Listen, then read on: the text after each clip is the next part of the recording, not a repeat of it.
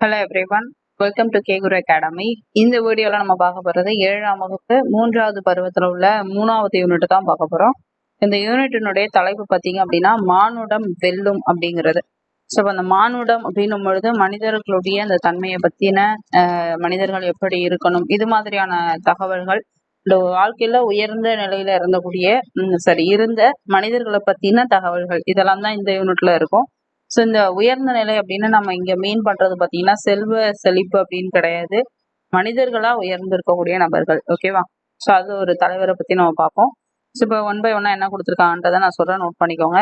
உங்ககிட்ட school book இருக்கு அப்படின்னா நான் சொல்லக்கூடிய இந்த பாயிண்ட்ஸ் எல்லாத்தையும் நோட் பண்ணிக்கோங்க. ஸ்கூல் புக் இல்லை அப்படின்னா நான் எப்பொழுதும் சொல்ற மாதிரி தனியா ஒரு நோட்டு போட்டு முக்கியமான பாயிண்ட்ஸ் எல்லாத்தையுமே நோட் பண்ணிட்டு அடிக்கடி ரிவைஸ் பண்ணுங்க. ஓகேவா? ஸோ வீடியோவை ரொம்பவும் கவனமா பார்க்கணும். ஏன்னா வீடியோவோட முடிவுல சில கொஷின்ஸ் வந்துட்டு நான் கேட்பேன், அதுக்கு ஆன்சர் பண்றது தயாரா இருந்துக்கோங்க. ஓகே, சரி.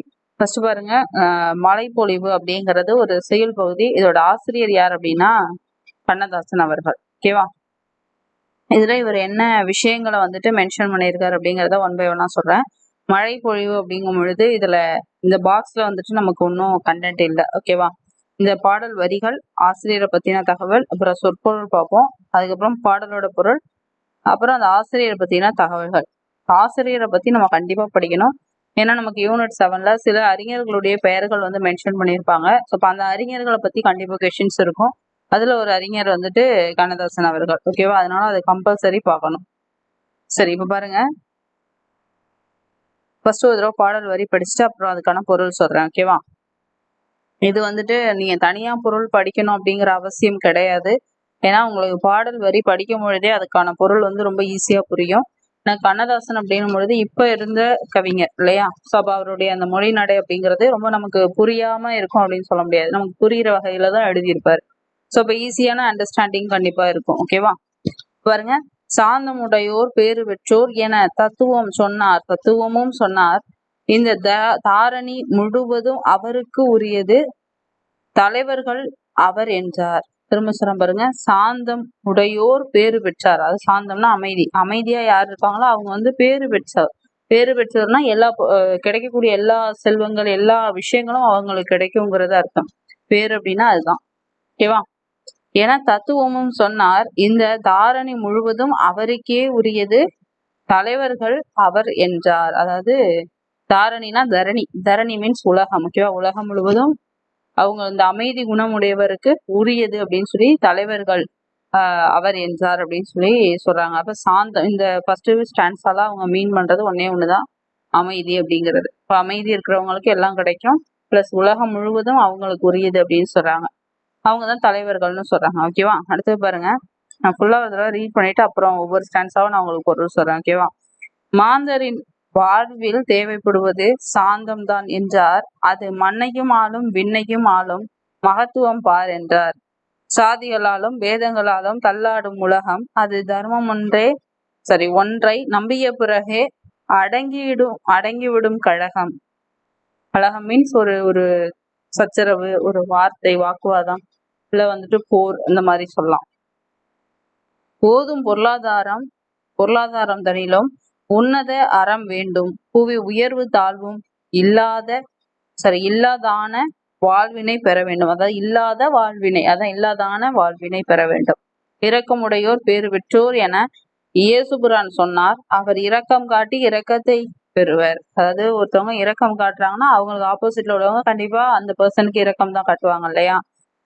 அடுத்தது, வாயும் வயிறும் ஆசையில் விழுந்தால் வாழ்க்கை பாலைவனம், அவர் தூய மனதில் வாழ நினைத்தால் எல்லாம் சோலைவனம். தமையும் வாட்டி பிறரையும் வாட்டும் சண்டை சச்சரவு தினம் தன்னாடு என்றும் பிறர் நாடு என்றும் பேசும் பொய்யுறவு. இமைக்கும் போதில் 1000 போட்டி எத்தனை வீண்கனவு, தினம் இவை இல்லாது அமைதிகள் செய்தால் இதயம் மலையளவு அப்படின்னு சொல்றாங்க. ஸோ இந்த இடத்துல ஃபுல்லாவே வந்துட்டு இந்த அமைதியா இருக்கக்கூடியவங்க எந்த அளவு சிறப்படைவாங்கன்ற மாதிரியான விஷயம் தான் இருக்கு. பாருங்க, நான் சொன்ன இல்லையா, சாந்தமுடையவர் பேறு பெறுவார், உலகம் முழுவதும் அவருக்கு உரியது, அவர் தான் தலைவர்னு ஃபர்ஸ்ட் ஸ்டான்ஸால சொல்லியிருக்காங்க. அடுத்தது என்ன சொல்றாங்க, மனிதனுடைய வாழ்க்கையில தேவைப்படுறது எது அப்படின்னா அந்த சாந்தம், அமைதிங்கிறது தான். அது வந்து மண்ணையும் ஆளும் விண்ணையும் ஆளும். அப்ப மண்ணுலகம், நம்மளுடைய நாட்டையும் ஆளும் பிளஸ் விண்ணுலகத்தையும் ஆளும் அப்படின்னு சொல்றாங்க. விண்ணுலகம் மீன்ஸ் தேவர்கள் இருக்கக்கூடிய விண்ணுலகம். ஓகேவா? அடுத்தது ஜாதிகளாலும் பேதங்களாலும் தள்ளாடக்கூடிய உலகம். நம்ம நாட்டுல கண்டிப்பா ஜாதி மத பேதங்கள் இருக்கு இல்லையா? சோ அப்ப ஜாதிகளாலும் பேதங்களாலும் தள்ளாடக்கூடிய உலகத்துல அது தர்மம் ஒன்றை நம்பிய பிறகே அடங்கி விடும் கலகம். சோ தர்மத்தை நம்ம நம்புறோம், அதாவது நல்லது கெட்டதை நம்ம நம்பி கண்டிப்பா நம்ம எல்லாருக்கும் ஒரு கிறிஸ்டின் ஃப்ரெண்டு ஒரு முஸ்லீம் ஃப்ரெண்டுன்னு இருப்பாங்க ஒரு இந்துவா இருக்கும் பொழுது. இதுவே ஒரு முஸ்லீமா இருக்காங்கன்னா அவங்களுக்கு கண்டிப்பா இந்து ஃப்ரெண்ட் இருப்பாங்க, கிறிஸ்டின் ஃப்ரெண்ட் இருப்பாங்க. சேம் திங் ஒரு கிறிஸ்டின்னா அவங்களுக்கு முஸ்லீம் அண்ட் ஹிந்து ஃப்ரெண்ட்ஸ் இருப்பாங்க. ஸோ இப்படி நம்ம கண்டிப்பா நம்மளோட சர்க்கிள்ல இந்த மாதிரி ஃப்ரெண்ட்ஷிப் வச்சிருப்போம் இல்லையா? அப்ப நமக்கு இது தர்மம் அப்படிங்கறத நம்பிட்டோம் அப்படின்னா இந்த மாதிரியான கலகங்கள்லாம் வராம நமக்குள்ள ஒரு நட்புறவு தானா வந்துரும் அப்படிங்கிறாங்க. ஓகேவா? போதும் பொருளாதாரம் தனிலும் உன்னத அறம் வேண்டும். ஒரு பொருளாதாரம் இருக்கு அப்படின்னா அதுல நம்ம அறமா இருக்கணும், பொய் சொல்லக்கூடாது, ஏமாத்தக்கூடாது, சரியான வழியில பொருளீட்டணும் அப்படிங்கிறது. உயர்வும் தாழ்வும் இல்லாதன வாழ்வை பெற வேண்டும். அதாவது இந்த உலகத்துல உயர்வு தாழ்வு இல்லாம, அதாவது இவங்க உயர்ந்தவங்க இவங்க தாழ்ந்தவங்க அப்படின்னு ஜாதி மத அளவுலையும் சொல்லக்கூடாது, அது மாதிரி பொருளாதார அளவுலையும் சொல்லக்கூடாது. சோ இந்த உயர்வு தாழ்வுங்கிறது இல்லாத ஒரு வாழ்க்கையை பெறணும் அப்படிங்கிறாரு. அடுத்தது இரக்கம் உடையவர் பேறு பெற்றவர். ஃபர்ஸ்ட் சாந்தம் பத்தி பார்த்தோம். இப்ப இரக்கத்தை பத்தி சொல்றாங்க. இப்ப இரக்கம் அப்படிங்கிறது யாருக்கு இருக்கோ அவங்க பேறு பெற்றவர் அப்படின்னு யார் சொல்லியிருக்காங்கன்னா இயேசுபிரான் சொல்லியிருக்காரு. ஓகேவா?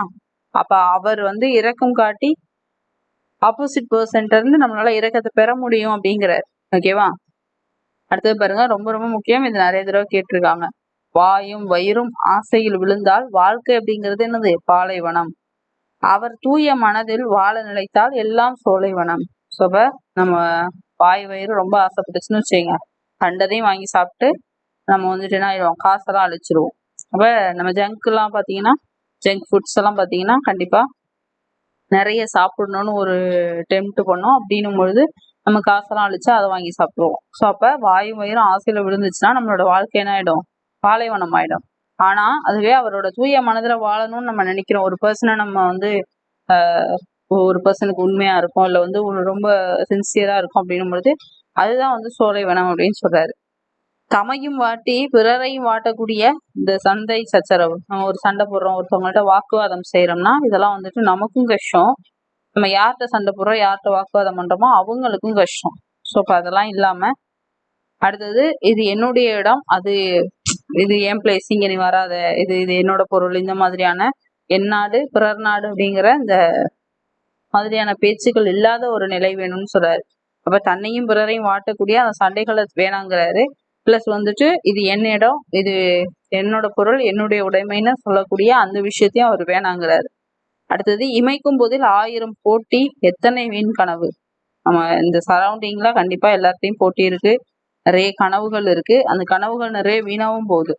தினம் இது எல்லாமே இல்லாம அமைதியா இருந்துச்சு அப்படின்னா நம்மளுடைய இதயம் மலையளவு இருக்கும் அப்படின்னு சொல்றாரு. நம்மளோட இதயத்துக்கு நம்ம தான் என்ன பண்றோம், நம்மளோட சரௌண்டிங்கை வச்சுட்டு இவ்வளவு ஸ்ட்ரெஸ்ஸையும் கொடுத்துக்கிறோம். ஓகேவா? ஸோ அப்ப சாந்தமுடையவர்கள் பேரு பெறுகிறாங்க. அவங்களுக்கு உலகம் முழுவதையும் அவருக்குரியது, தலைவர்கள் அவர்கள் தான். அடுத்தது பாத்தீங்கன்னா நம்மளுடைய வாழ்க்கையில தேவைப்படுறது நமக்கு அமைதி தான். மண்ணையும் வெண்ணையும் ஆளக்கூடியவர்கள். ஜாதி மத பேதங்களால இந்த தள்ளாடக்கூடிய இந்த உலகத்துல நம்ம தர்மத்தை நம்பணும்னா ஒரு நட்பு ஃபார்ம் ஆகும். அதுக்கப்புறம் பாத்தீங்கன்னா பொருளாதாரத்திலையும் நம்ம ஒரு அறத்தை ஃபாலோ பண்ணணும், உயர்வு தாழ்வு பார்க்க கூடாது. இரக்கம் உடையவர்கள் தான் பேரு பெற்றார்னு இயேசு சொல்றாரு. இரக்கம் காட்டி நம்மளால ஒரு இரக்கத்தை வாங்கிக்க முடியும் மற்றவங்கள்ட்ட. அடுத்து நம்மளுடைய வாயும் வயிறும் ஆசையில விழுந்துச்சுன்னா வாழ்க்கை பாலைவனம் ஆயிடும். இதுவே ஒருத்தவங்களோட மனதுல நம்ம வாழணும்னு நினைச்சோம்னா அது சோலைவனம் ஆயிடும். தம்மையும் பிறரையும் வாட்டக்கூடிய இந்த சண்டைகள் வேண்டாம். அடுத்தது பாத்தீங்கன்னா இது என்னிடம், என் நாடு, என் மக்கள் அப்படிங்கிற மாதிரியான தன்னாடு பிறர் நாடுங்கிற அந்த பேச்சும் வேண்டாம் அப்படிங்கிறாரு. அப்புறம் பாத்தீங்கன்னா நிறைய போட்டிகள் இங்க இருக்கு, வீண் கனவுகள் இருக்கு. இது எதுவுமே இல்லாம ரொம்ப அமைதியா இருக்கும் பொழுது நம்மளுடைய இதயம் மலையளவு உயரம் ஆயிடும் அப்படிங்கிறாரு. ஓகேவா? யாரு? கண்ணதாசன் அவர்கள். சரி, சொற்பொருள் பார்த்திடலாம். அதுக்கப்புறம் நான் உங்களுக்கு அவங்க என்ன பொருள் கொடுத்துருக்காங்களோ அதையும் ஒரு தடவை ரீட் பண்ணி காட்டிடுறேன். ஓகேவா? சாந்தம் அப்படின்னா அமைதி, மகத்துவம் அப்படின்னா சிறப்பு, வேதங்கள்னா வேறுபாடு, தாரணி நான் சொன்னேன் இல்லையா, தாரணினாலும் தரணி அப்படின்னாலும் ஒண்ணுதான். அப்ப உலகம், தத்துவம் அப்படின்னா உண்மை, இரக்கம் அப்படின்னா கருணை. பாருங்க, தன்னுடைய சீடர்களுக்கு அறிவுரை கூற எண்ணிய இயேசுநாதர் ஒரு குன்றின் மீது ஏறி நின்று பேச தொடங்கினார். அப்ப இந்த விஷயங்கள் எல்லாம் இயேசுநாதர் சொல்ற மாதிரி கண்ணதாசன் எழுதியிருக்காரு. ஆனா இதுல இன்னொரு விஷயம் என்னன்னா, பாடலுடைய ஆசிரியர் யாருன்னு தான் உங்களுக்கு கொஸ்டின் கேட்பாங்க. சோ அப்ப இந்த பாடலுடைய ஆசிரியர் யாரு? கண்ணதாசன் தான். இப்ப இதெல்லாம் கண்ணதாசனுடைய வரிகள். ஆனா இயேசுபிரான் சொல்ற மாதிரியே அவர் இந்த வரிகளை அமைச்சிருக்காரு. ஓகேவா? அடுத்தது பாருங்க, சாந்தம் அப்படிங்கிறது அமைதியான பண்பு கொண்டவர், பேறு பெற்றவர். இவர் உலகம் முழுவதும் அவருக்குரியது. தலைவர்கள் அவங்கதான். சோ இந்த உண்மையை இயேசுநாதர் சொல்றாரு. மனித வாழ்க்கையில இந்த பொறுமை, அன்பு, அமைதி அப்படிங்கிற அன்பு கிடையாது, அமைதிங்கிறது தான் ரொம்ப முக்கியமானது. மண்ணையும் விண்ணையும் ஆட்சி செய்யக்கூடிய அந்த அளவுக்கு பெருமையுடையதுன்னா இந்த பொறுமை, சாந்தம், அமைதிங்கிறது. இந்த உலகத்துல ஜாதி, மத வேறுபாடு, கருத்து வேறுபாடுகள்லாம் நிறைய இருக்கு. இதுக்கு இடையில நம்ம என்ன பண்ணணும்? தர்மத்தை நம்பணும். அறம் அப்படிங்கிற ஒன்ன நம்ம நம்பணும் அப்படின்னா சண்டைகள்லாம் நீங்கி இங்க அமைதிங்கிறது ஆட்டோமேட்டிக்கா ஃபார்ம் ஆயிடும். பரவழியில நம்ம இருக்கணுங்கிறது, பிளஸ் எங்கேயும் உயர்வு தாழ்வு பார்க்க கூடாதுங்கிறது. இரக்கமுடையவர் தான் பேறு பெற்றவர்னு சொல்றாரு. இரக்கம் நம்ம மற்றவங்கள்ட்ட காட்டும் பொழுது நமக்கான இரக்கமும் மற்றவர்கள்ட்ட இருந்து நமக்கு கிடைக்குங்கிறத முழுசா நம்புறாரு. ஓகேவா? இப்ப அதை வலியுறுத்தவும் செய்யறாரு. மனிதன் ஆசையில விழுந்து விடக்கூடாது. வாயு உயிரும் ஆசையில விழுந்துச்சுன்னா வாழ்க்கை பாலைவனம் ஆயிடும். இதுவே பாத்தீங்கன்னா ஒரு நல்ல உள்ளத்தோடு நம்ம பழகி அவங்களோட சந்தோஷமா கருத்து பரிமாற்றம்லாம் செய்யும் பொழுது நம்மளுடைய வாழ்க்கை மலர்ச்சோலையாக மாறிடும் அப்படிங்கிறாரு. நிறைய சண்டை சச்சரவுலாம் வேண்டாம். அப்புறம் பாத்தீங்கன்னா தன்னாடு பிறநாடுங்கிற அந்த பேச்சும் வேண்டாம். எல்லா இடத்துலயும் போட்டிகள் பொறாமைகள் இருக்கு, அதுவும் வேண்டாம். பயனற்ற கனவுகள் வேண்டாம் அப்படிங்கிறாரு. இது எதுவுமே இல்லாம அமைதியா வாழ்ந்தோம்னா நம்மளுடைய இதயம் மலையளவு இருக்கும், மலையளவு உயரமானதா இருக்கும் அப்படிங்கிறாரு. அப்ப நம்ம மேல பாடல் வரிகள் பார்க்கும்போது நான் சொன்ன விஷயங்கள் இது மட்டும்தான் இதுல இருக்கு. ஓகேவா? சரி, அடிக்கடி ரிவைஸ் பண்ணிக்கோங்க. அடுத்து கண்ணதாசனை பத்தி பார்க்கலாம். கண்ணதாசன் இவருடைய இயற்பெயர் முத்தையா. கேட்டிருக்காங்க, இனியும் கேட்பாங்க. கண்ணதாசனுடைய இயற்பெயர் முத்தையா. இவர் கவியரசு அப்படிங்கிற சிறப்பு பெயரால் அழைக்கப்படுகிறார். நமக்கு தெரியும் கவியரசு கண்ணதாசன் அப்படின்னு தான் நம்ம சொல்லுவோம். சோ அப்ப கவியரசு அப்படிங்கிற சிறப்பு பெயரோடு அழைக்கப்படுகிறார். இது என்ன பண்ணுவாங்கன்னா கூற்று பேஸ் பண்ணி கொஸ்டின்ஸ் இருக்கு இல்லையா, அதுல ஏதாவது கேட்க வாய்ப்பு இருக்கு. காவியங்கள், கவிதைகள், கட்டுரைகள், சிறுகதைகள், நாடகங்கள், புதினங்கள், இதெல்லாம் இவருடைய இந்த ஜேர்னல்ஸ்ல எல்லாம் இவர் நிறைய நூல்கள் எழுதியிருக்காரு. ஏராளமான சினிமா சாங்ஸ். அப்புறம் பாத்தீங்கன்னா தமிழக அரசவை கவிஞரா இருந்திருக்காரு. இது ஒரு ட்விஸ்ட் இருக்கு. தமிழக முதல் அரசவை கவிஞர் யார் அப்படிங்கறது பாத்துக்கோங்க. நம்ம ஆல்ரெடி பார்த்திருக்கோம். ஞாபகம் இருக்குன்னா கமெண்ட்ஸ்ல சொல்லுங்க. இந்த தமிழக அரசவை கவிஞரா கண்ணதாசனும் இருந்திருக்காரு. சோ அப்ப ஃபர்ஸ்ட் யார் இருந்தான்றத கமெண்ட்ஸ்ல சொல்லுங்க. ஓகேவா? சரி, அடுத்தது இயேசுவினுடைய வாழ்க்கை வரலாற்றையும் அவரது அறிவுரைகளையும் சொல்லக்கூடியதா இந்த இயேசு காவியம் அப்படிங்கிற நூல் உண்டு. இந்த நூல்ல இருந்தா நமக்கு மலைப்பொழிவு கொடுத்திருக்காங்க. எந்த நூல்ல இருந்து, எந்த பகுதியில இருந்து இது எடுக்கப்பட்டதுலாம் கேட்பாங்க. ஓகேவா? ரொம்ப முக்கியமானது அவருடைய இயற்பெயர் முத்தையா. தமிழக அரசுல கவிஞரா இருந்திருக்காரு, அரசவையில கவிஞரா இருந்திருக்காரு. ஓகேவா? சரி, அடுத்தது பாருங்க, புக் பேக் இருக்கு. இதெல்லாம் ஈஸி தான், நீங்களே ட்ரை பண்ணலாம். சாந்தம், அமைதி, மகத்துவம், சிறப்பு, தாரணி, உலகம், இரக்கம், கருணை, இதெல்லாம் சிம்பிளா நம்ம பார்த்ததுதான் இதுலயும் இருக்கும். ஓகேவா? அடுத்தது பாத்தீங்கன்னா தன்னை அறிதல். தன்னை அறிதல் அப்படிங்கும் பொழுது இங்க பிருந்தா அவர்கள் எழுதின ஒரு செயல் பகுதி கொடுத்துருப்பாங்க. ரொம்ப ஈஸி தான், ஒன்றும் இல்லை. இதுல பாடல் வரிகள் நீங்க படிக்க வேண்டாம். ஆசிரியரை பத்தி, இந்த ஆசிரியருடைய நூல்களை பத்தி படிச்சுக்கோங்க. ஏன் நான் அப்படி சொல்றேன்னா, ஆசிரியர்களுடைய நூல்களை பொருந்தாத சொல்னு ஒரு டாபிக் இருக்கு இல்லையா, ஸோ அதுல கண்டிப்பா கேட்கறதுக்கான சான்சஸ் ரொம்ப அதிகம். அதனால நம்ம அந்த டாபிக்ல இதெல்லாம் படிச்சுதான் ஆகணும். ஓகேவா? சரி, ஃபர்ஸ்ட் பாடல் வரியில என்ன கொடுத்துருக்காங்கன்னு நான் எக்ஸ்பிளைன் பண்ணிடுறேன். முடிஞ்ச வரை புரிஞ்சுக்கோங்க. புரிஞ்சுட்டு இந்த பாடலை படிச்சீங்கன்னா ரொம்ப ஈஸியா இருக்கும். ஏன்னா இவங்க எல்லாருமே இந்த காலத்துல உள்ள கவிஞர்கள். ஸோ அப்ப இவங்க எழுதியிருக்கிற எல்லா பாடல் வரிகளும் நமக்கு ஜென்ரலா படிச்சோம் அப்படின்னாவே அதனுடைய பொருள் நமக்கு புரியும். அந்த மாதிரி தான் பாடல் வரிகள் இருக்கும். ஓகேவா? ரொம்ப கஷ்டப்பட்டு நம்ம புரிஞ்சுக்கிற அந்த செய்யுள் வடிவம் இருக்கு இல்லையா, அது இங்க இருக்காது. ரொம்ப ஒரு யதார்த்தமான ஒரு மொழி நடையில தான் இருக்கும். சரி, இப்ப பாடல் வரியை பார்த்தலாம். அறைக்குத்தான் அம்மா காக்காவிற்கு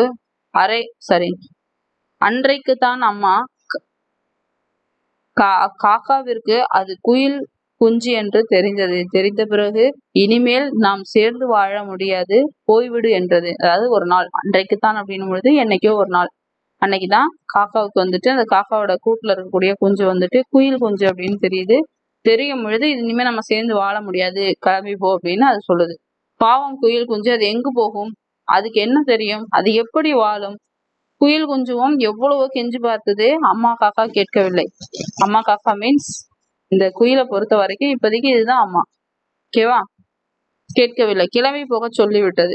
குயில் குஞ்சால் அம்மா காக்கையை பிரிய முடியவில்லை.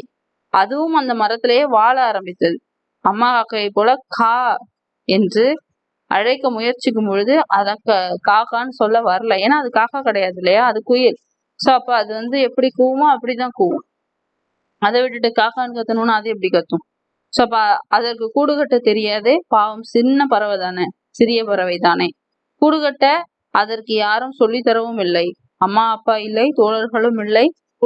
குளிர்ல நடுங்குது, மழையில ஒடுங்குது, வெயில்ல காயுது. அதற்கு பசித்தது, தானே இறை தேட தொடங்கியது. வாழ்க்கையும் இப்படித்தான், அதை வாழ பழகி கொண்டது. வாழ்க்கை வந்து இப்படிதான் அப்படின்னு சொல்லிட்டு எப்படி இருந்தாலும் வாழ்க்கை எப்படியும் அதை வாழ பழகிவிட்டது. அப்ப வாழ்க்கை எப்படி இருந்தாலும் அதை வாழ்றதுக்கான அந்த பழக்கத்தை அந்த குயில் தானா எடுத்துக்குது. ஒரு விடியலில் குயில் குஞ்சு கூ என்று கூவியது. அன்றுதான் உணருது என்னது, அது ஒரு குயில் அப்படின்னு சொல்லிட்டு. ஏன்னா கூணு கூது இல்லையா, அப்ப அது ஒரு குயில்ன்றத அன்னைக்குதான் உணருது. ஓகேவா?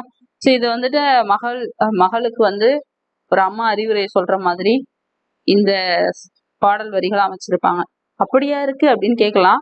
இப்படிதான் இருக்கு. ஏன்னா அம்மா காக்கா குயிலுக்கு சொல்லுது. பட் அங்க அம்மா பொண்ணுங்கிற டைரக்டர் ஒரு உறவு கிடையாது. இருந்தாலும் அந்த குயிலை பொறுத்த வரைக்கும் ஒரு ஸ்டேஜ் வர காக்கா தான் அம்மா. அப்ப அந்த காக்கா கைவிடும் பொழுது இந்த குயில் எப்படி அத தானே இந்த வாழ்க்கைக்கு பழக்கிக்குது அப்படிங்கிற விஷயத்த ரொம்ப யதார்த்தமா இந்த வரிகள்ல சொல்லியிருக்காங்க. ஓகேவா? சரி, அடுத்தது பாருங்க. இந்த பாடல் வரிகள் ஒண்ணும் இல்ல, ரொம்ப ஈஸி தான். இந்த பாடல் வரிகளை பார்த்தா ஆட்டோமேட்டிக்கா நீங்களே சொல்லிடுவீங்க இது வந்துட்டு என்னது, இந்த பிருந்தா அவர்கள் எழுதினா பாடல் வரி அப்படின்னு சொல்லிட்டு. தன்னை அறிதல். தன்னை அறிதல் மீன்ஸ் அந்த குயிலானது தான் ஒரு காக்கா இல்ல குயில் அப்படின்னு அறியக்கூடியது. அதுதான் தன்னை அறிதல். நெக்ஸ்ட் பாருங்க, பிருந்தாவை பத்தின சில விஷயங்கள் பாக்குறோம். நூல்கள், அது மாதிரியான விஷயங்கள். இவர் வந்து ஒரு புகழ்பெற்ற பெண் கவிஞர். மழை பற்றிய பகிர்தல்கள், மழை பற்றிய பகிர்தல்கள், வீடு முழுக்க வானம், மகளுக்கு சொன்ன கதை, இதெல்லாம் வந்து இவருடைய கவிதை நூல்கள். 3 நூல்கள் பார்த்திருக்கோம். இந்த மகளுக்கு சொன்ன கதை அப்படிங்கிறதுல இருந்தான் நமக்கு இந்த தன்னை அறிதல்ன்றது கொடுத்துருக்காங்க. பாத்தீங்களா? இப்ப அம்மா ஒரு பொண்ணுகிட்ட சொல்ற மாதிரியான ஒரு கான்செப்ட் தான். அதான் மகளுக்கு சொன்ன கதை. தன்னை அறிதல் எங்கிருந்து எடுக்கப்பட்டதுன்னு கேட்பாங்க. மகளுக்கு சொன்ன கதையில இருந்து எடுக்கப்பட்டது. அதனுடைய ஆசிரியர் யாரு? சே பிருந்தா. ஓகேவா? கூடுகட்ட தெரியாத பறவை எது? குயில். சரி, அடுத்தது பார்க்கலாம். கண்ணியமிகு தலைவர். நான் சொன்னேன் இல்லையா, இவரை பத்தி நம்ம தனியா ஒரு வீடியோவே பார்ப்போம். ஆனா அதுலயும் நம்ம இதே தகவலை தான் பார்ப்போம். இதை தாண்டி எக்ஸ்ட்ரா ஏதாவது இன்ஃபர்மேஷன் தான் நான் கலெக்ட் பண்ணி தரேன். கண்ணியமிகு தலைவர் அப்படின்னும் பொழுது காயிதே மில்லத்துன்னு சொல்லிட்டு ஒரு தலைவர் இருக்காரு. அவரை பத்தி தான் நம்ம பாக்குறோம். இந்த காயிதே மில்லத்தை பத்தி சொல்லணும் அப்படின்னா இவர் ஒரு தலை சிறந்த நபர் அப்படின்னு சொல்லலாம். ஏன்னா ஒரு மனிதத்துக்கு சிறந்த எடுத்துக்காட்டா இருக்கக்கூடிய நபர் அப்படின்னு சொல்லலாம்.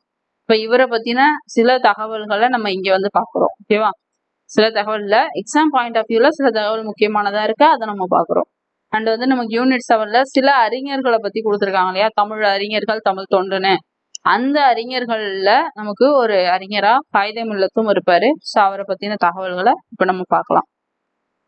இவரை பொறுத்த வரைக்கும் பாத்தீங்கன்னா இந்த பாடத்துல நிறைய லைன்ஸ் வந்து இம்பார்ட்டன்ட் ஆனதுதான். ஸோ அதனால இந்த லெசனை நல்லா படிச்சுக்கோங்க. ரொம்ப முக்கியமானதுன்னு சொல்லுவேன். ஏன்னா நமக்கு டைரக்டா சிலபஸ்ல கவர் ஆகக்கூடிய ஒரு கண்ணியமிகு தலைவர் அப்படின்னும் பொழுது இவருடைய பெயர் வந்து காயிதே மில்லத்துன்னு நான் சொன்னேன் இல்லையா. இவருக்கு இயற்பெயர் அப்படிங்கிறத விட ஃபர்ஸ்ட் நம்ம அடைமொழியை பார்க்குறோம். அடைமொழின்னும் போது கண்ணியமிகு அப்படிங்கிறது இவருடைய அடைமொழி. ஸோ இப்போ இவர் நிறைய பண்புகளுக்காக ஸ்பெஷலா சொல்றோம். அது என்னன்னா எளிமை, நேர்மை, உழைப்பு, பொறுமை, நாட்டுப்பற்று. ஸோ இந்த பண்புகள் எல்லாம் இவருக்கு இருக்கு.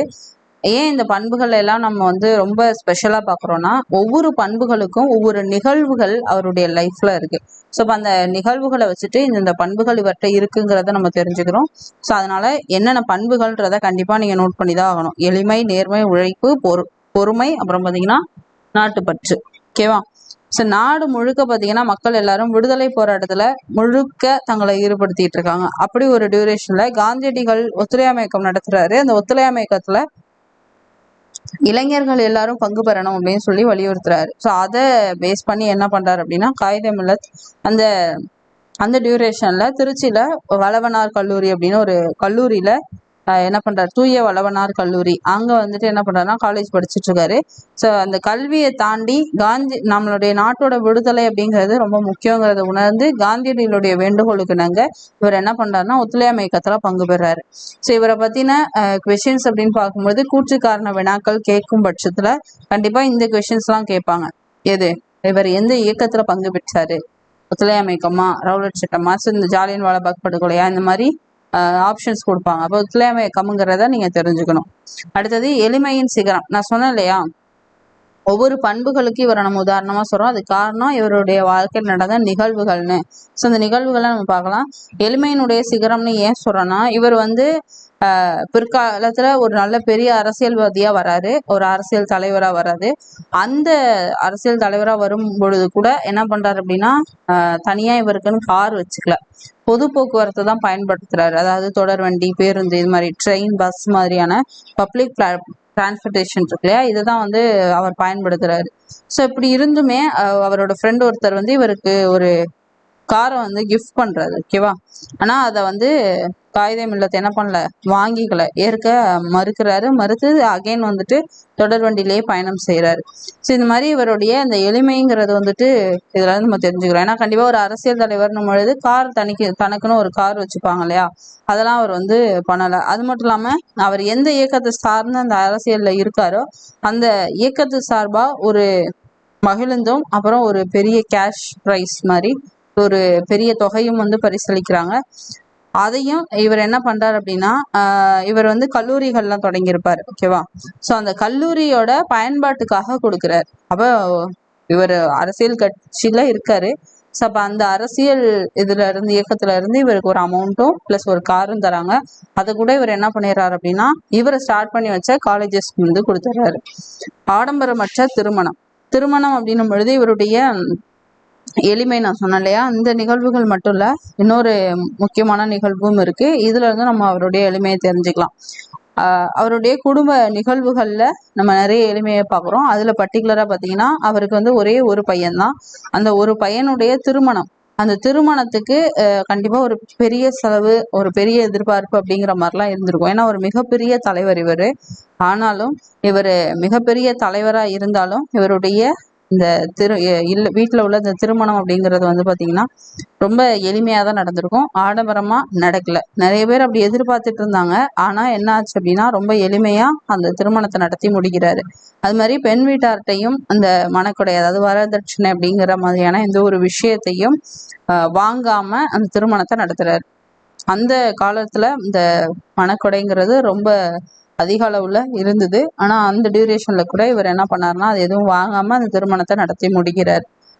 அது மட்டும் இல்லாம இந்த மாதிரியான மணக்கொடை வாங்கக்கூடிய திருமணங்கள்ல கலந்துக்க மாட்டேன் அப்படிங்கிற ஒரு கொள்கையும் அவர் வந்து வெளிப்படையா அறிவிக்கிறார். இந்த ஒரு விஷயத்த அவர் ஃபாலோ பண்ணவும் செஞ்சிருக்காரு.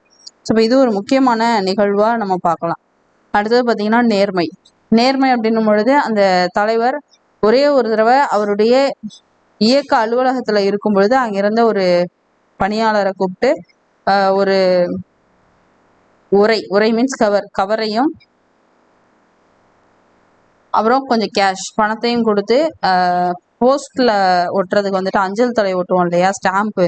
ஸோ அந்த அஞ்சல் தலையை வாங்கி இந்த கவர்ல ஒட்டி போஸ்ட் ஆஃபீஸ்ல போட்டுருங்க அப்படின்னு சொல்றாரு. அதான் அஞ்சல் தலை வாங்கி இந்த உரையில் ஒட்டி அஞ்சலில் செலுத்தி விடுங்கள் அப்படின்னு சொல்லி யார் சொல்றா, காயிதே மில்லத் அந்த அலுவலகத்துல வேலை பார்க்குற அந்த பணியாளர்கிட்ட சொல்றாரு. அப்ப அந்த பணியாளர் என்ன சொல்றாருன்னா, ஐயா நம்மளுடைய அலுவலகத்திலேயே இந்த அஞ்சல் தலைகள்லாம் வாங்கி வச்சிருக்கோம், அதை எடுத்து அதுல இருந்து ஒன்னு எடுத்து ஒட்டி கொடுத்துறவா அப்படின்னு கேட்கிறாரு. அப்ப அந்த தலைவர் என்ன சொல்றாரு, காயிதே மில்லத் அவர்கள், வேணாம், இது என்னுடைய தனிப்பட்ட முறையில அனுப்பக்கூடிய கடிதம், அதாவது என்னோட பர்சனல் லெட்டர், நான் இது ஆஃபீஸ்க்காக யூஸ் பண்ணல. ஸோ இப்போ பர்சனல் லெட்டர்னும் பொழுது இதுக்கு இயக்கத்துல இருந்து, அதாவது ஆஃபீஸ்ல உள்ள அந்த பணத்துல இருந்து வாங்கின அந்த ஸ்டாம்பை யூஸ் பண்ணக்கூடாது, அது சரியும் கிடையாது அப்படின்னு சொல்லிட்டு அவர் சொல்றாரு. அப்ப எந்த அளவுக்கு ஒரு ஸ்டாம்புங்கும் பொழுது எவ்வளவு ப்ரைஸ் இருந்த போது இல்லையா, ரொம்ப கம்மியான ஒரு ப்ரைஸ் தான் வரும். இப்பவே நமக்கு ஒரு ஸ்டாம்ப் வந்து ₹1 கிடைக்குது. ஸோ அப்படி பார்க்கும்பொழுது அந்த ஸ்டாம்பை அவ்வளோ ஒரு சின்ன அமௌண்ட்டை கூட தனக்கு தான் சம்மந்தப்பட்ட பர்சனல் ஒர்க்குக்கு ஆஃபீஸ்ல இருந்து ஸ்டாம்பை யூஸ் பண்ணக்கூடாது அப்படின்ட்டு ரொம்ப ஸ்டெபானா நின்ன ஒரு பர்சன்னு சொல்லலாம். அடுத்தது பார்த்தீங்கன்னா மொழி கொள்கை. மொழி கொள்கைன்னும் பொழுது நமக்கு தெரியும், மும்மொழி கொள்கை இருக்கு, இருமொழி கொள்கை இருக்கு. ஸோ இவர் என்ன விஷயங்களை சொன்னார் அப்படின்னா, இந்தியா விடுதலை ஆகினதுக்கு அப்புறமா நம்மளுடைய நாட்டுக்கு ஆட்சி மொழி அப்படின்னு சொல்லிட்டு நம்ம எதை தேர்வு செய்யணும் அப்படின்னு சொல்லிட்டு ஒரு விவாதம் வருது. ஸோ அதுக்காக நாடாளுமன்றத்துல கூட்டமும் நடக்குது. நிறைய மக்கள் பேசக்கூடிய மொழியை வந்து ஆட்சி மொழியா அறிவிக்கணும் அப்படின்னு சில பேர் சொல்றாங்க. அப்படி பார்த்தா நம்மளுடைய நாட்டுல அதிக அளவுல ஹிந்தி மொழியை எல்லாரும் பேசுறாங்க.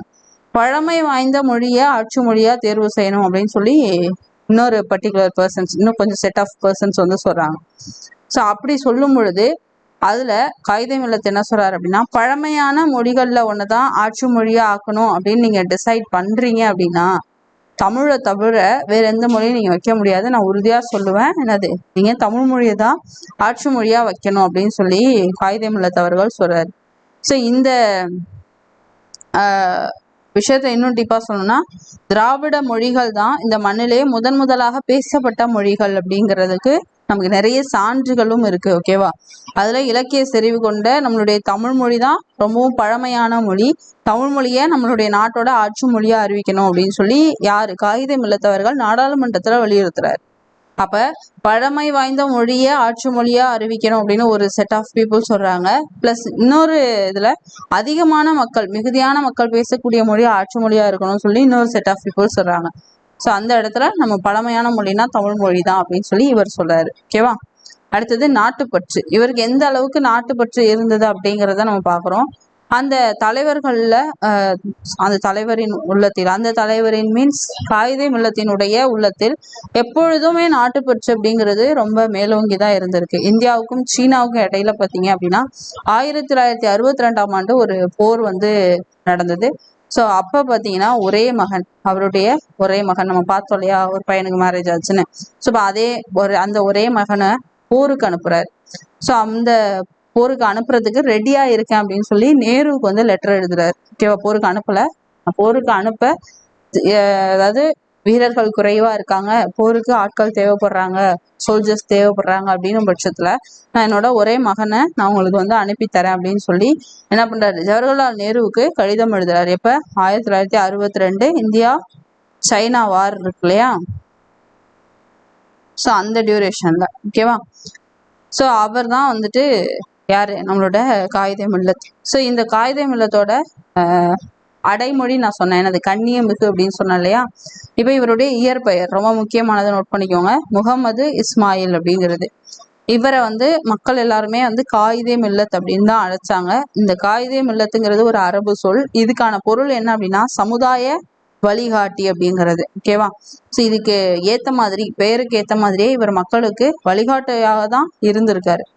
ரொம்ப முக்கியமான ஒரு பாயிண்ட் நம்ம பாக்குறோம், என்ன அப்படின்னா காயிதே மில்லத்தை பத்திட்டு நமக்கு ரெண்டு அரசியல் தலைவர்கள் வந்து காயிதே மில்லத்தை பத்தி சர்டிபிகேட் தராங்க. அது யார் யார் அப்படின்னா, ஒன்னு அறிஞர் அண்ணா, இன்னொன்னு தந்தை பெரியார்.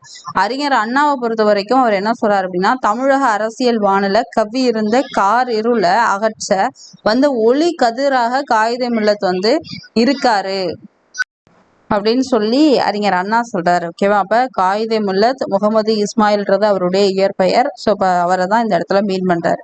அதாவது அரசியல் தமிழக அரசுல ஒரு இருள் மாதிரி ஒரு மேகம், இருள் சூழ்ந்த மேகம் இருக்கும் பொழுது அதை நீக்கிறதுக்காக ஒரு ஒளிக்கதிரா காயிதே மில்லத் அவர்கள் வந்திருக்காரு அப்படின்னு சொல்லி இவர் சொல்றாரு. அடுத்தது என்னன்னா, இப்படிப்பட்ட ஒரு தலைவர் கிடைக்கிறது வந்து அரிது, அவர் நல்ல உத்தமமான மனிதர் அப்படின்னு சொல்லி தந்தை பெரியார் அவர்கள் சொல்றாரு. ஓகேவா? யாரு, காயிதே மில்லத்தை பார்த்துட்டு தந்தை பெரியார் அவர்கள் சொல்றாரு, இவர் ஒரு நல்ல தலைவர், இவர் மாதிரி ஒரு தலைவர் கிடைக்கிறது ரேரு, அது மட்டும் இல்ல இவர் ஒரு உத்தமமான மனிதர் அப்படின்னு சொல்றாரு. இவர் நிறைய அரசியல் பொறுப்புகள்ல இருந்திருக்காரு. ஏன்னா அரசியல் கட்சியில இருக்காருன்னும் பொழுது கண்டிப்பா நிறைய பொறுப்புகள் வகிச்சிருப்பார் இல்லையா. ஸோ அந்த பொறுப்புகளை பொறுத்த வரைக்கும் பார்த்தீங்கன்னா 1946 இருந்து 1952 வரைக்கும் சென்னை மாகாண சட்டமன்ற உறுப்பினரா இருந்து பணியாற்றியிருக்காரு. அது மட்டும் இல்லாம இந்திய அரசியலமைப்பு உருவாக்க குழு உறுப்பினராகவும் பணியாற்றியிருக்காரு. இந்திய விடுதலை பெற்றதுக்கு அப்புறமா மாநிலங்களவை உறுப்பினராகவும் மக்களவை உறுப்பினராகவும் நிறைய பொறுப்புகள்ல இருந்திருக்காரு. ஓகேவா? ஸோ மாநிலங்களவை உறுப்பினர் மீன்ஸ் எம்பி, மக்களவை உறுப்பினர் மீன்ஸ் எம்எல்ஏ. ஓகேவா? எம்பி எம்எல்ஏவா இருந்திருக்காரு. இவருடைய கல்வி பணி அப்படின்னும் பொழுது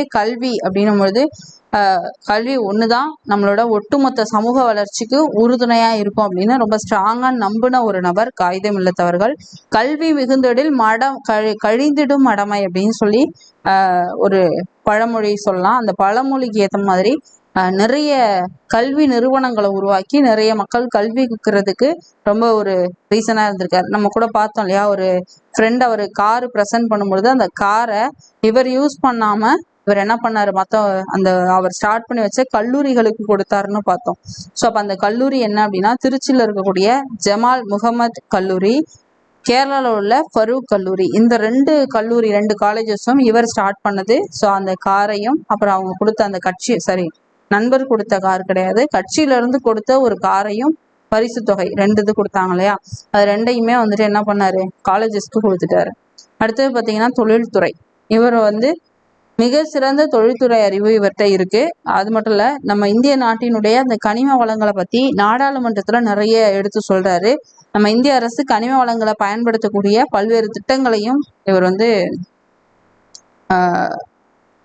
நம்ம இந்திய அரசு நடைமுறைப்படுத்துறதுக்கு இவர் ரொம்ப ரீசனா இருந்திருக்காரு. ஏன்னா இந்த வளங்கள்லாம் இங்க இருக்குங்கிறத எக்ஸ்பிளைன் பண்ணாதான் அதுக்கு தகுந்த மாதிரியான திட்டங்களை ஒரு அரசால வடிவமைக்க முடியும். ஸோ அப்படி திட்டங்கள் வர்றதுக்கு ரீசனா இவர் இருந்திருக்காரு. ஓகேவா? அது மட்டும் இல்லாம இந்த திட்டங்கள் மூலமா தொழில்துறை அப்படிங்கிறது நல்ல வளர்ச்சி அடையுது. மக்கள் நேரடியாகவும் மறைமுகமாகவும் டைரக்டாவும் சரி இன்டைரக்டாவும் சரி நிறைய வேலை வாய்ப்புகளை பெறுறாங்க. ஓகேவா? ஸோ இவரை நம்ம பார்த்த விஷயங்கள்லாம் ரொம்ப முக்கியமானது. அது மட்டும் இல்ல, இவருடைய வாழ்நாள் முழுவதும் சமய நல்லிணக்கத்தை பேணி ரொம்ப இது பண்ணியிருக்காரு. எளிமையா பழகக்கூடிய நபர், எல்லாராலையும் பாராட்டப்படக்கூடிய நபர், பண்பாளர், சிறந்த தலைவர். ஓகேவா? ஸோ இவரை பத்தின தகவல்களை இப்போ நம்ம பார்த்துருக்கோம். அறிஞர் அண்ணா என்ன சொன்னாங்க, பெரியார் என்ன சொன்னாங்கன்றதை பார்த்துக்கோங்க, அது ரொம்ப முக்கியம். அண்ட் புக் பேக் சால்வ் பண்ணி பாருங்க. ஏதாவது தெரிலன்னா கமெண்ட்ஸ்ல சொல்லுங்க, அதுக்கான ஆன்சரை நான் உங்களுக்கு ப்ரொவைட் பண்றேன். ஓகேவா? அடுத்து நம்ம பார்க்க போறது பயணம் அப்படிங்கிற இந்த கதையில நம்ம என்ன படிக்கணும் அப்படின்னு கேட்டீங்கன்னா, இதுல உள்ள ஸ்டோரி நமக்கு தேவையில்ல. அப்ப என்ன தேவை அப்படின்னா நிறுத்தற்குறி. நான் உங்களுக்கு எல்லா வீடியோலையுமே சொல்லிட்டு இருக்கேன், நிறுத்தற்குறிங்கிறது நம்மளோட சிலபஸ்ல இருக்கு. ஸோ அதுக்கு தகுந்த மாதிரி இங்க பாத்தீங்களா, டபுள் கொட்டேஷன், அந்த கொட்டேஷன் க்ளோஸ் பண்ணியிருக்காங்க, ஒரு கொஸ்டின் மார்க் போட்டிருக்காங்க, கொஸ்டின் மார்க் இந்த கொட்டேஷனுக்கு உள்ள போட்டிருக்காங்க. இது மாதிரி சின்ன சின்ன விஷயங்களை நீங்க கவனிக்கணும். அதுக்காக இந்த ஸ்டோரியை யூஸ் பண்ணிக்கலாமே தவிர எக்ஸாம் பாயிண்ட் ஆஃப் வியூல வேற எந்த கொஸ்டினும் இதுல இருந்து வராது. ஓகேவா? சரி, அப்ப இதுல என்ன படிக்கணும்னா, இதுக்கு பின்னாடி இந்த ஆசிரியரை பத்தி கொடுத்துருக்காங்க இல்லையா, இது கண்டிப்பா படிக்கணும். பாவண்ணன் இவரை பத்தி நம்ம படிக்கலாம். இந்த பயணம் அப்படிங்கிற கதையினுடைய ஆசிரியர் பாவண்ணன். இவர் சிறுகதை, கவிதை, கட்டுரைன்னு நிறைய வகையான இலக்கிய வடிவங்கள்ல இவருடைய படைப்புகள் இருக்கு. கன்னட மொழியிலிருந்து பல நூல்களை தமிழ்ல மொழிபெயர்த்திருக்காரு. அப்போ ஒரு டிரான்ஸ்லேட்டரா இருந்திருக்காரு. ஓகேவா? டிரான்ஸ்லேட்டரா இருந்திருக்காரு. இவருடைய நூல்கள் பாருங்க, வேர்கள் தொலைவில் இருக்கின்றன, நேற்று வாழ்ந்தவர்கள், அப்புறம் பாத்தீங்கன்னா கடலோர வீடு, பாய்மர கப்பல், மீசைக்கார பூனை, பிரயாணம், இதெல்லாம் இவருடைய நூல்கள். இந்த நம்ம கொடுத்துருக்கிற கதை பாத்தீங்கன்னா பயணம் அப்படிங்கிற ஒரு ஸ்டோரி. இது இந்த பிரயாணம்ங்கிற நூல்ல இருந்து எடுத்திருக்காங்க. ஓகேவா? ஸோ அப்போ இவருடைய நூல்கள் முக்கியம். ஏன் அப்படின்னா மேட்ச்ல கேட்கலாம், பொருத்துக்களை கேட்கலாம், பொருந்தாத சொல்ல கேட்கலாம், அல்லது ஏதாவது ஒரு நூலை கொடுத்து இந்த நூலோட ஆசிரியர் யாருன்னு கேட்கலாம். ஸோ அதுக்கு தகுந்த மாதிரி இதை பார்த்துக்கோங்க. ஓகேவா? இதுல கூற்றுக்காரண வினாக்கள் கேட்குறாங்க அப்படின்னா இவரோட பெயரை கொடுத்துட்டு இவர் இந்தந்த ஜேர்னல்ல எழுதியிருக்காரு அப்படின்னு சொல்லுவாங்க. அடுத்தது பார்த்தீங்கன்னா கன்னட மொழியில இருந்து தமிழ் மொழிக்கு டிரான்ஸ்லேட் பண்ணியிருக்காரு. அப்புறம் இந்த நூல் இவரோடது. இந்த மாதிரி 4 ஸ்டேட்மெண்ட் கொடுத்துட்டு எது சரி எது தவறு அப்படிங்கிற மாதிரி கேட்பாங்க. ஓகேவா? நெக்ஸ்ட் நம்ம பார்க்க போறது ஆகுபெயர் இலக்கண பகுதி பார்க்க போறோம். அந்த இலக்கணத்துல ஆகுபெயர் பார்க்குறோம். இந்த ஆகுபெயர்ல நம்ம பொருளாகு பெயர், இடவாகு பெயர், காலவாகு பெயர், சினையாகு பெயர், பண்பாகு பெயர், தொழிலாகு பெயர் பார்க்குறோம்.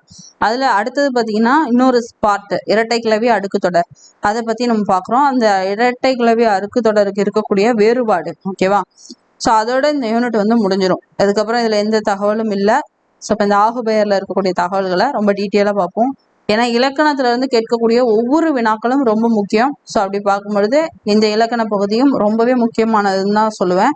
ஸோ இப்போ 1 by 1 பார்த்துடலாம். ஃபர்ஸ்ட் பாருங்க, தோட்டத்தில் மேய்து வெள்ளை பசு அப்படின்னு சொல்லியிருக்காங்க. அப்ப இந்த இடத்துல வெள்ளை அப்படிங்கிறது ஒயிட் கலரா சொல்லுது. ஓகேவா? ஸோ இது இயல்பான ஒரு பெயர் சொல் அப்படிங்கிறது நமக்கு தெரியும், ஒயிட்டுங்கிறது. இதுவே வீட்டுக்கு வெள்ளை அடித்தான் அப்படின்ற இடத்துல இந்த இடத்துல என்ன ஆகுது அப்படின்னா வெள்ளை அப்படிங்கிறது நமக்கு வெண்மை நிறத்தை சொல்லுதா அப்படின்னு கேட்டா இல்ல, சுண்ணாம்ப சொல்லுது.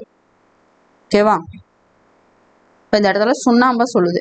அப்ப இது மாதிரி ஒரு பொருள், ஒரு சொல் இருக்கு, அந்த சொல் அதற்குரிய நேரடியான பொருளை தராம அதுக்கு இன்டைரக்டா இன்னொரு மீனிங் இருக்கு இல்லையா, சிம்பிளா சொன்னா டபுள் மீனிங்னு சொல்லுவோமா, அதை நீங்க இங்க புரிஞ்சுக்க முயற்சி பண்ணுங்க. இப்ப வெள்ளைன்னும் பொழுது நம்ம ஒயிட் கலர் தான் இமேஜின் பண்ணுவோம், ஆனா இந்த இடத்துல வெள்ளைங்கிறது சுண்ணாம்பை மீன் பண்ணுது, அதுதான் ஆகுபெயர். ஓகேவா?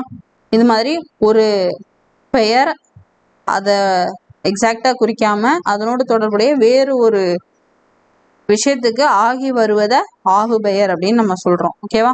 எக்ஸாக்ட் ஸ்டேட்மெண்ட் வந்து இதுதான், ஒன்றன் பெயர் அதனை குறிக்காமல் அதனோடு தொடர்புடைய வேறு ஒன்றிற்கு ஆகி வருவது, அது ஆகுபெயர் அப்படின்னு நம்ம சொல்லுவோம்.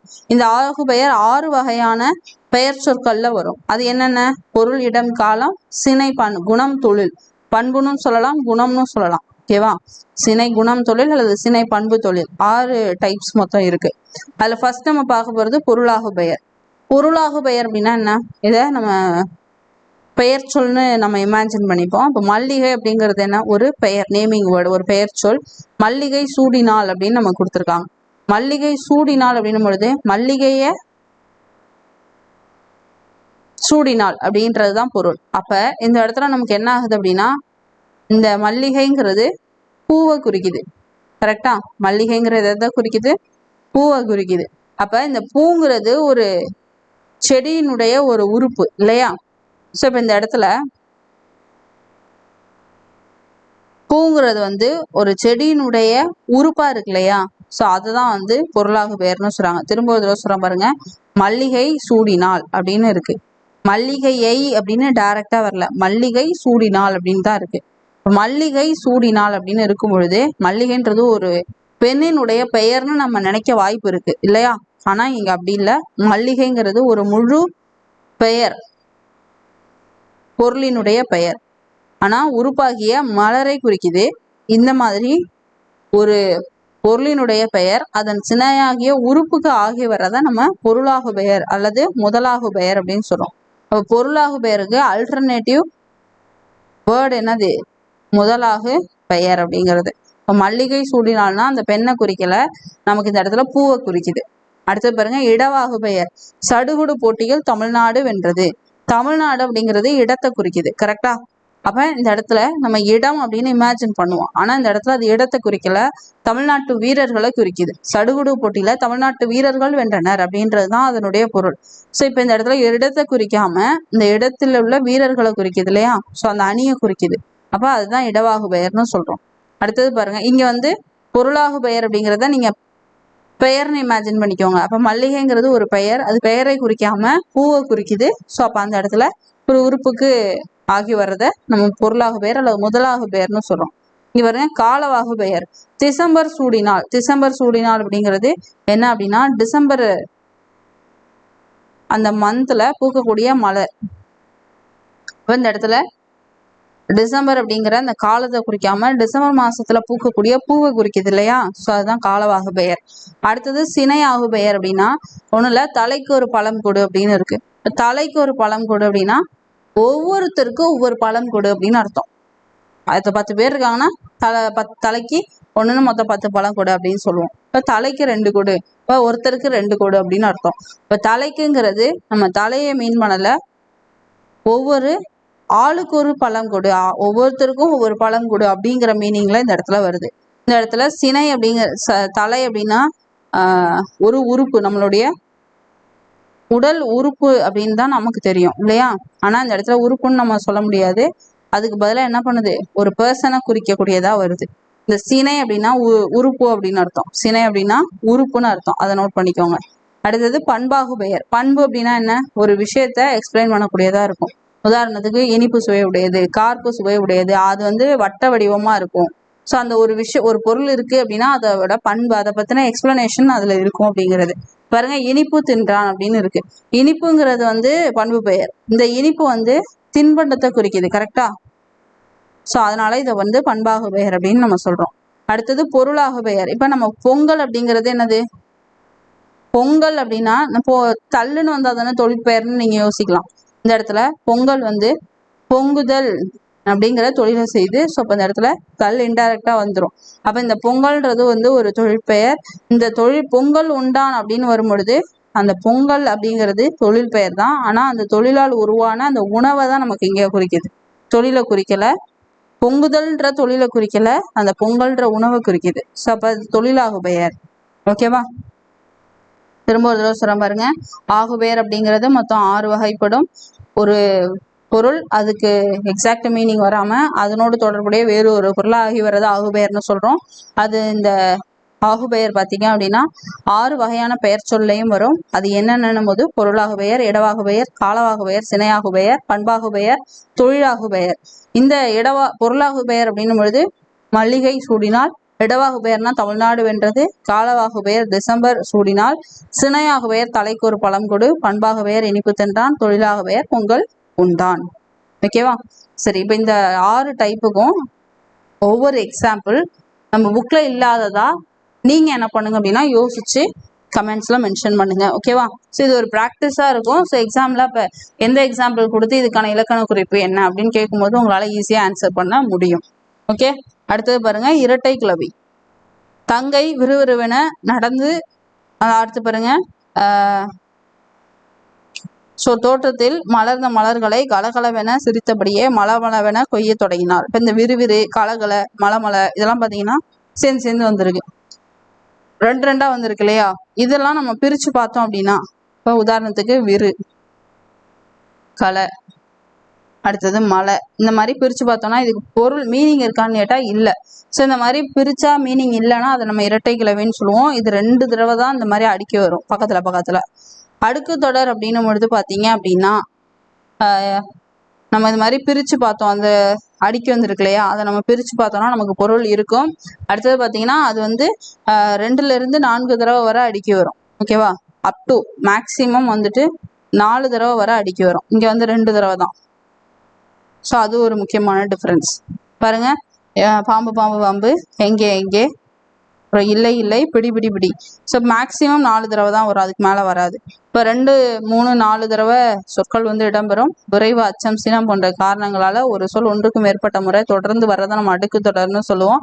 அடுக்கு தொடர்ல பல முறை இடம்பெறக்கூடிய ஒவ்வொரு சொல்லும் பொருள் உடையது, முக்கியமானது. ஏன்னா நமக்கு இரட்டை கிளவில பொருள் கிடையாது. ஓகேவா? ரெண்டுத்தையும் ஒப்பீடு செஞ்சு பார்த்தோம் அப்படின்னா அடுக்கு தொடர்ல உள்ள சொற்களை தனியா பிரிக்கும் பொழுது நமக்கு பொருள் இருக்கும், இரட்டை கிளவில பொருள் இருக்காது. அடுக்கு தொடர்ல ஒரே சொல் 2 முதல் 4 முறை வரும். இரட்டை கிளவில ஒரு சொல் 2 முறை மட்டும்தான் வரும். அடுக்கு தொடர்ல சொற்கள் தனியே நிற்கும், தனியே நின்று பொருளை தரும், தனியே நிற்கும். ஆனா இரட்டை கிளவில சொற்கள் தனித்து இருக்காது, சேர்ந்துதான் இயங்கும். அடுக்கு தொடரை பொறுத்த வரைக்கும் விரைவு, வெகுளி, உவகை, அச்சம், அவலம் போன்ற பொருள்களின் காரணமா வரும். ஆனா இரட்டை கிளவியை பொறுத்த வரைக்கும் வினை அடைமொழிக்கு குறிப்பு பொருள்ல வரும். ஓகேவா? சரி, அடுத்தது பார்த்தீங்க அப்படின்னா நமக்கு வந்துட்டு புக்கு பின்னாடி இருக்கக்கூடிய எக்ஸசைஸ்க்கு வந்துடலாம். இது கண்டிப்பா ட்ரை பண்ணுங்க, இது நமக்கு சிலபஸ்ல இருக்கு, கொஸ்டின்ஸ் கேட்பாங்க. நாம் இனிய சொற்களை பேச வேண்டும், இல்லை என்றால் துன்பப்பட நேரிடும். குயிலுக்கு கூடு கட்ட தெரியாது, ஆகையால் அல்லது அதனால், ரெண்டுமே போடலாம். காக்கையின் ஆகையால் போடுவோம். ஆகையால் காக்கையின் வீட்டில் கூடு கட்டி முட்டையிடும். அதிக அளவில் மரங்களை வளர்ப்போம், அதனால் மரங்கள் தான் ஏனெனில் மரங்கள் தான் மலைக்கு அடிப்படை. பிறருக்கு கொடுத்தலை செல்வத்தின் பயன் டேஷ், பிறருக்கு கொடுத்து மகிழ்வோம், அதனால் பிறருக்கு கொடுத்து மகிழ்வோம். தமிழகத்தில் மழை பெய்து வருகிறது டேஷ், 2 நாள் வரை மழை நீட்டிக்கும் என வானிலை ஆய்வு மையம் அறிவிப்பு. மேலும், ஸோ இது இங்கே வரும். ஓகேவா? ஸோ இது வந்துட்டு எந்த பேசிஸ்ல வருது அப்படின்னா இணைப்பு சொல், அதுவும் வந்து கோடிட்ட இடத்தை நிரப்புக, இந்த டாபிக்லாம் நமக்கு கவர் ஆகும். அண்ட் இதுல இருந்து கொஸ்டின்ஸ் கட்டாயம் வரும். ஓகேவா? அடுத்தது இதையும் வந்து ப்ராக்டிஸ் பண்ணிக்கோங்க, ஈஸி தான். நூலகத்துல இருக்கக்கூடியது புத்தகங்கள் அல்லது நூல்கள்னு சொல்லலாம். இங்க வந்து 1, 2, 3, 4 இருக்கு. அப்ப நூல்களும் போடலாம், புத்தகங்களும் போடலாம். புத்தகங்கள்னு போட முடியாது, புத்தகம்னு தான் போடணும். ஆனா இங்க எக்ஸாக்ட் ஆன்சர் நூல்கள் தான் வரும். ஓகேவா? நூல்கள் நிறைந்து உள்ள இடம் வந்து என்ன? நூலகம் இல்லையா? அடுத்தது வந்துட்டு உலக பொதுமறை எது அப்படின்னு கேட்டா நூல்கள் நிறைந்து உள்ள இடம் நூலகம். ஸோ அதுவும் வந்துட்டு 4 ஆன்சர் தான் வரும் இல்லையா? உலக பொதுமறை எது அப்படின்னா திருக்குறள். பாருங்க. புரட்சி கவிஞர் யாரு? பாரதிதாசனா பாரதியாரா? பாரதி தாசன். ஓகேவா, பாரதி தாசன். அடுத்தது பாருங்க. முனைப்பாடியார் இயற்றியது எது? நீதிநெறி விளக்கம் பாடியவர் யாரு? குற்றால மலைவளத்தை கூறக்கூடிய நூல் எது? சுரதா என்பதன் விரிவாக்கம் என்ன? அப்புறம் குற்றால குறவஞ்சி பாடியவர் யார்? ஸோ இதெல்லாம் நம்ம இங்க வந்துட்டு, அதாவது இந்த நூலகம் மேல போட்டுக்கலாம், ஏன்னா மேல இருந்ததை நான் கவனிக்கல. ஸோ இந்த மாதிரி ஆல்டர்னேட்டிவா நமக்கு இங்கே ஃபில் பண்ணணும்னு தேவையில்ல, ஜஸ்ட் இதுக்கெல்லாம் ஆன்சர் தெரியுதான்னு மட்டும் செக் பண்ணிக்கோங்க. ஓகே, சரி. அடுத்தது வேற என்ன இருக்கு அப்படின்னா, அவ்வளோதான். கலைச்சொல்லுக்கு வந்தாச்சு. சமயம் அப்படின்னா ரிலீஜியன், எளிமை சிம்பிளிசிட்டி, ஈகை அப்படின்னா சேரிட்டி, கண்ணியம்னா டிக்னிட்டி, கொள்கை டாக்ரைன், டெக்கோரைன். ஓகேவா, டாக்ரைன். தத்துவம் பிலாசபி, நேர்மை இன்டெகிரிட்டி, வாய்மை சின்சியாரிட்டி, உபதேசம் ப்ரீச்சிங், வானியல் அப்படின்னா அஸ்ட்ரானமி. ஓகேவா, சரி. இப்போ நம்ம இந்த கலைச்சொல்லுக்கு வந்துட்டு நம்ம செப்பரேட்டாக ஸ்டாண்டர்ட் வைஸ் நம்ம டீச் பண்ணி கொடுத்துருக்கோம். அதுக்கான பிளேலிஸ்ட்டு நான் டிஸ்கிரிப்ஷனில் கொடுக்குறேன், வேணா கோ த்ரூ பண்ணுங்கள். அண்ட் அடுத்தது பார்த்தீங்க அப்படின்னா இந்த யூனிட்டை நம்ம வந்து ஃபுல்லாக முடிச்சாச்சு. ஓகேவா, ஸோ அது ஒரு முக்கியமான தகவல். அண்ட் இவ்வளோ நேரம் நம்ம பார்த்த இம்பார்ட்டண்டான பாயிண்ட்ஸ் வந்து சில கொஷின்ஸ் கேட்குறேன், உங்களுக்கு ஆன்சர் பண்ண முடியுதான்னு ட்ரை பண்ணுங்க. ஓகே, ஃபர்ஸ்ட் கொஷின், காகிதம் இல்லத்தினுடைய இயற்பெயர் என்ன? அடுத்தது ரெண்டாவது கொஷின், தமிழை ஆட்சி மொழியாக்க வேண்டும் என்று காகிதம் இல்லத்தவர்கள் சொன்னது எங்க? சட்டமன்றத்திலையா நாடாளுமன்றத்திலையா? அடுத்து தேர்டு கொஷின், கண்ணதாசன் அவர்களினுடைய இயற்பெயர் என்ன? அடுத்து ஃபோர்த் கொஷின், நம்ம பார்த்த தன்னை அறிதல் அப்படிங்கிற அந்த செய்யுள் பகுதி எந்த நூலிலிருந்து எடுக்கப்பட்டது? நூலினுடைய பெயர் என்ன? அடுத்து ஐந்தாவது கொஷின், இந்த தன்னை அறிதல் அப்படிங்கிற அந்த கவிதையினுடைய ஆசிரியர் யார்? ஓகேவா, ஸோ இந்த 5க்கும் ஆன்சர் என்னங்கிறத கமெண்ட்ஸ்ல மென்ஷன் பண்ணுங்க. கண்டிப்பா இந்த லெசன் வந்து இந்த யூனிட் வந்து நீங்க நல்லா படிச்சிருந்தீங்கன்னா இந்த 5க்கும் ஆன்சர் தெரியும். ஃபர்ஸ்ட் டைம் படிக்கிறவங்களுக்கு 5க்கும் தெரியாது, ஒரு கொஸ்டினுக்கு ஆன்சர் தெரிஞ்சா கூட ரொம்ப நல்லா படிச்சிருக்கீங்கன்னு தான் அர்த்தம். சரி, இந்த 5க்கும் ஆன்சர்ஸ் வந்து கமெண்ட்ஸ்ல மென்ஷன் பண்ணுங்க. அண்ட் இந்த வீடியோ யூஸ்ஃபுல்லா இருந்திருக்கும் நம்புறேன். அண்ட் இதே மாதிரி வேறொரு தகவலில் பார்க்கலாம். அதுவரை உங்களிடமிருந்து விடைபெறுவது Kamali from K Guru academy. Thank you.